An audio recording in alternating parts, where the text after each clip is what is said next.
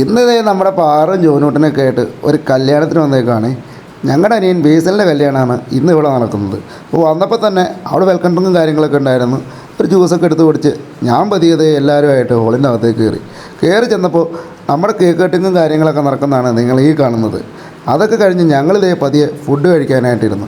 സ്റ്റാർട്ടറായിട്ട് അപ്പവും ചിക്കൻ കറി എടുത്താണ് ഞങ്ങൾ തുടങ്ങിയത്. പിന്നെ ഇവിടുത്തെ ഫുഡ് നല്ല നാടൻ ചോറും കറിയൊക്കെ ആയിരുന്നു കേട്ടോ. നല്ല അങ്കമാലി സ്റ്റൈൽ മാങ്ങോപ്പാസും ബീഫും പന്നിയും ചിക്കനൊക്കെ ആയിട്ട് ഒരടിപൊളി നാടൻ ക്രിസ്ത്യൻ സദ്യ എന്ന് തന്നെ പറയാം.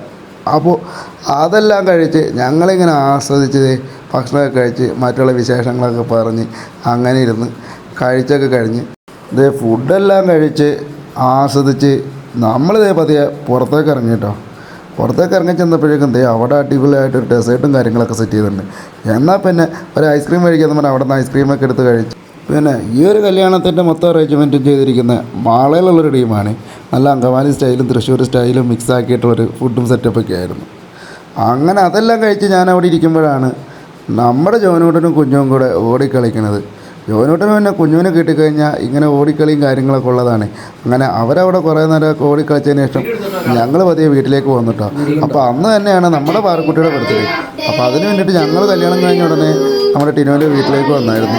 അവിടെ ചെന്നപ്പോഴത്തേക്കും നമ്മുടെ ജോനൂട്ടനും പാറും അവളുടെ കൂട്ടുകാരികളും കുഞ്ഞും എല്ലാവരും കൂടി കേക്കൊക്കെ മുറിച്ച് അടിപൊളിയായിട്ട് ബർത്ത്ഡേ ഞങ്ങൾ സെലിബ്രേറ്റ് ചെയ്തു.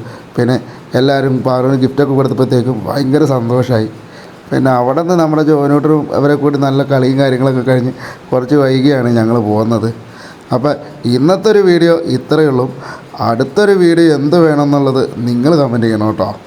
പിന്നെ നിങ്ങളുടെ അഭിപ്രായങ്ങളും കാര്യങ്ങളൊക്കെ കമൻറ്റായിട്ട് ഇഷ്ടപ്പെട്ടാലും ഇഷ്ടപ്പെട്ടില്ലെങ്കിലും അതും ഞങ്ങളെ അറിയിക്കണം. അപ്പോൾ അതേ നമ്മുടെ പാറൂട്ടി കേക്ക് കട്ട് ചെയ്ത് ഒരിടത്തൊരു വായിലേക്ക് വെച്ച് കൊടുക്കുന്ന സംഭവമാണ് നിങ്ങളീ കാണുന്നത്.